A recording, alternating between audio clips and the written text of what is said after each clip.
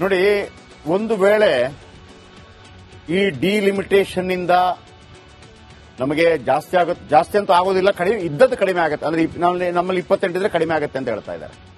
ಒಂದು ವೇಳೆ ಕಡಿಮೆ ಆದ್ರೆ ಅದು ಹೋರಾಟ ಆಗಲೇಬೇಕ್ರಿ, ಅದರಲ್ಲಿ ಎರಡು ಮಾತಿಲ್ಲ. ಯಾಕೆಂತಂದ್ರೆ ನಾವು ದೇಶಕ್ಕಾಗಿ ಕೆಲಸ ಮಾಡಿದವರು.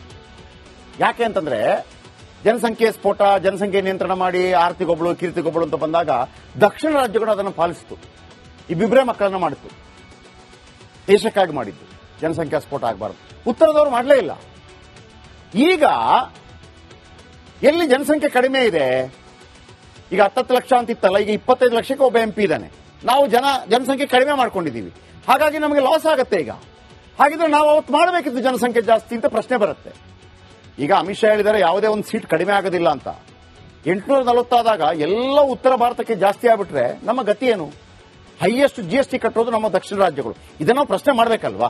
ಹಾಗಂತ ಭಾರತದ ಬಗ್ಗೆಗಿನ ಅಪಾರ ಅಭಿಮಾನದಿಂದ ಕೇಳ್ತಾ ಇರುವಂತದ್ದು ನಮ್ಮ ಹಕ್ಕಲ್ವಾ ಅದು? ಈಗ ನೋಡಿ, ಎಷ್ಟು ಬದಲಾವಣೆ ಆಗ್ಬಹುದು ಅಂತ ಚಿಂತೆ ಇದೆ. ಉತ್ತರ ಪ್ರದೇಶದಲ್ಲಿ ಎಷ್ಟು ಸೀಟ್ ಇದೆ? ಈಗ 80 ಸೀಟ್ ಇದೆ. 2022ಕ್ಕೆ 143 ಆಗತ್ತಂತೆ. ಅಂದ್ರೆ ಒಬ್ಬೊಬ್ಬ MP ಗೆ ಬರುವ ಎಲ್ಲ ಅನುದಾನಗಳು ಅಲ್ಲಿಗೆ ಹೋಗುತ್ತೆ. ಡಬಲ್ ಆಯ್ತು ಅವ್ರದ್ದು. ನಮ್ಮದು 28 ಕಡಿಮೆ ಆದಾಗ ಬರೋದು ಕಡಿಮೆ ಆಗುತ್ತಲ್ಲ. 40 ಇದ್ದ ಬಿಹಾರ 79 ಆಗತ್ತಂತೆ, 48 ಇದ್ದ ಮಹಾರಾಷ್ಟ್ರ 76 ಆಗತ್ತೆ, 42 ಇದ್ದ ಪಶ್ಚಿಮ ಬಂಗಾಳ 42 ಉಳಿಯುತ್ತಾ? ಜಾಸ್ತಿ ಆಗುತ್ತಾ? ಅಷ್ಟೇ.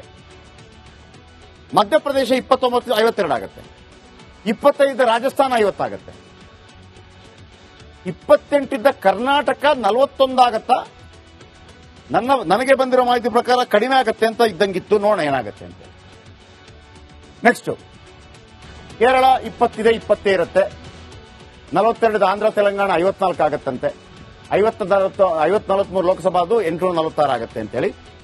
ಅಂದ್ರೆ ನಮಗೆ ಪಾಲು ಕಡಿಮೆ ಸಿಗತ್ತೆ ಅಂತಿದೆ. ಒಂದು ವೇಳೆ ಕಡಿಮೆ ಆದ್ರೆ ನಾವು ಪಕ್ಷಾತೀತವಾಗಿ ಅದನ್ನು ಪ್ರಶ್ನೆ ಮಾಡಬೇಕು. ಯಾಕಂದ್ರೆ ಅದು ಈಗ ನಮ್ಗೆ ಅನಿಸ್ಬೋದು ಯಾವುದೇ ಪಾರ್ಟಿ ಯಾವುದೇ ಮತ್ತೊಂದು ಅಂತ ಹೇಳಿ. ನಮಗೆ ನೋಡಿ, ಯಾವತ್ತೂ ಕೂಡ ವೀಕ್ಷಕರೇ, ಇಷ್ಟೆಲ್ಲ ನಾವು ಅದು ಕೇರಳ ಇರ್ಬೋದು, ಕರ್ನಾಟಕ ಇರ್ಬೋದು, ತಮಿಳುನಾಡು ಇರ್ಬೋದು, ಆಂಧ್ರ ಇರ್ಬೋದು, ತೆಲಂಗಾಣ ಇರ್ಬೋದು, ಹತ್ರ ಮಹಾರಾಷ್ಟ್ರ ಇರ್ಬೋದು, ನಮ್ಮ ಕಡೆಯಿಂದ ಹೋಗುವಂತ ದುಡ್ಡು ಜಾಸ್ತಿ. ಆದ್ರೂ ಕೂಡ ನಮ್ಮ ಪ್ರಧಾನಮಂತ್ರಿಗಳು ಎಷ್ಟಾಗಿದ್ದಾರೆ? ಒಂದು ಪ್ರಶ್ನೆ ನಾನು ಕೇಳ್ತಿರೋದು, ಇದು ಯಾವುದೇ ರೀತಿಯಲ್ಲಿ ಅಸಹನೆ ಮತ್ತೊಂದು ಅಂತಲ್ಲ, ದಕ್ಷಿಣಕ್ಕೂ ಮಹತ್ವ ಸಿಗಬೇಕಲ್ಲ. ಈಗ ಅಂತರಿಕ್ಷದಲ್ಲಿ ಇಂಥದ್ದೆಲ್ಲ ಅತ್ಯದ್ಭುತ ಸಾಧನೆಗಳಾಗ್ತಾ ಇದೆ, ಇಸ್ರೋ ಮತ್ತೊಂದು ಅಂತೇಳಿ. ಅಲ್ಲಿರೋರೆಲ್ಲ ಯಾರು ನೋಡಿ, ಎಲ್ಲ ದಕ್ಷಿಣದವರೇ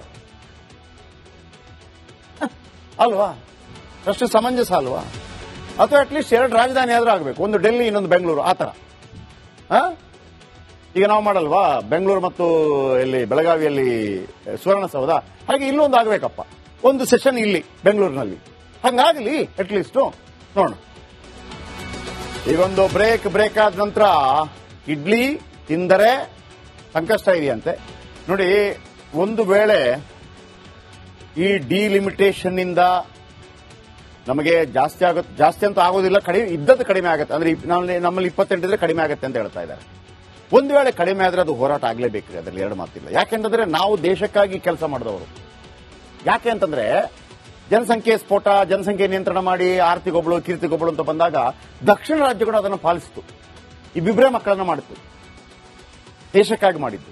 ಜನಸಂಖ್ಯಾ ಸ್ಫೋಟ ಆಗಬಾರದು. ಉತ್ತರದವರು ಮಾಡಲೇ ಇಲ್ಲ. ಈಗ ಎಲ್ಲಿ ಜನಸಂಖ್ಯೆ ಕಡಿಮೆ ಇದೆ, ಈಗ 10 ಲಕ್ಷ ಅಂತ ಇತ್ತಲ್ಲ, ಈಗ 25 ಲಕ್ಷಕ್ಕೆ ಒಬ್ಬ MP ಇದ್ದಾನೆ.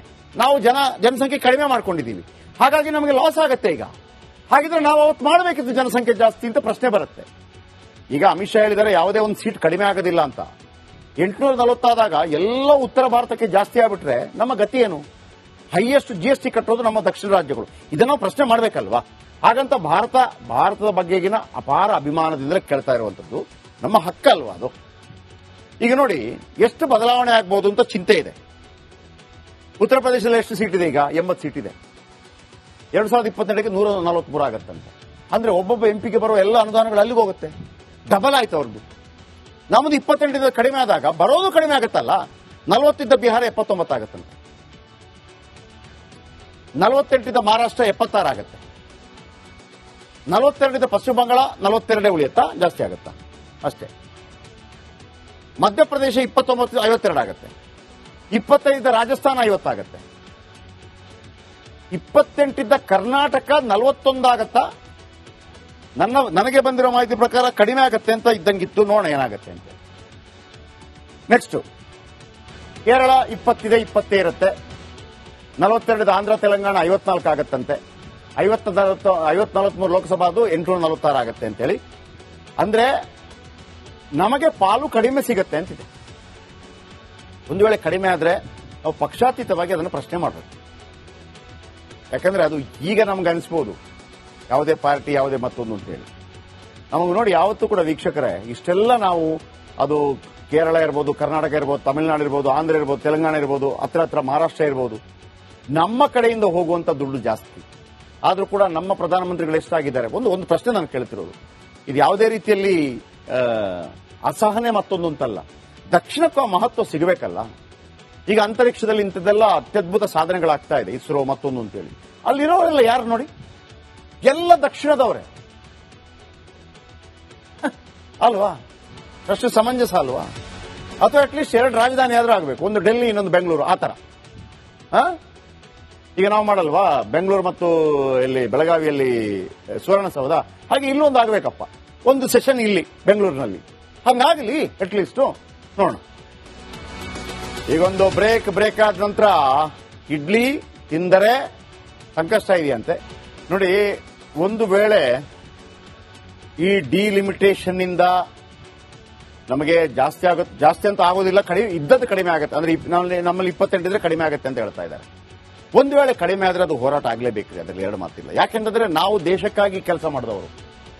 ಯಾಕೆ ಅಂತಂದ್ರೆ ಜನಸಂಖ್ಯೆ ಸ್ಫೋಟ, ಜನಸಂಖ್ಯೆ ನಿಯಂತ್ರಣ ಮಾಡಿ ಆರ್ತಿಗೊಬ್ಬಳು ಕೀರ್ತಿಗೊಬ್ಬಳು ಅಂತ ಬಂದಾಗ ದಕ್ಷಿಣ ರಾಜ್ಯಗಳು ಅದನ್ನು ಪಾಲಿಸಿತು, ಈ ಬಿಬ್ರೆ ಮಕ್ಕಳನ್ನ ಮಾಡಿತ್ತು, ದೇಶಕ್ಕಾಗಿ ಮಾಡಿದ್ದು.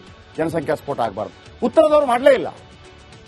ಈಗ ಎಲ್ಲಿ ಜನಸಂಖ್ಯೆ ಕಡಿಮೆ ಇದೆ, ಈಗ 10 ಲಕ್ಷ ಅಂತಿತ್ತಲ್ಲ, ಈಗ 25 ಲಕ್ಷಕ್ಕೆ ಒಬ್ಬ MP ಇದ್ದಾನೆ.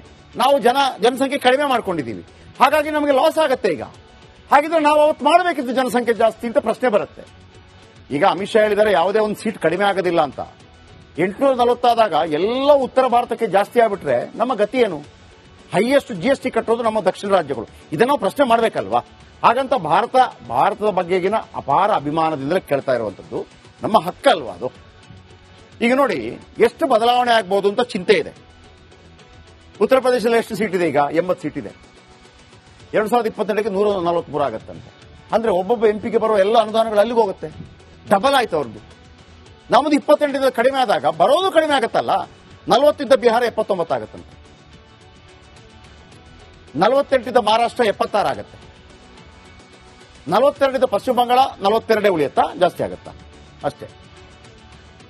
ಮಧ್ಯಪ್ರದೇಶ 29 52 ಆಗತ್ತೆ, 25 ಇದ್ದ ರಾಜಸ್ಥಾನ 50 ಆಗತ್ತೆ, 28 ಇದ್ದ ಕರ್ನಾಟಕ 41 ಆಗತ್ತಾ,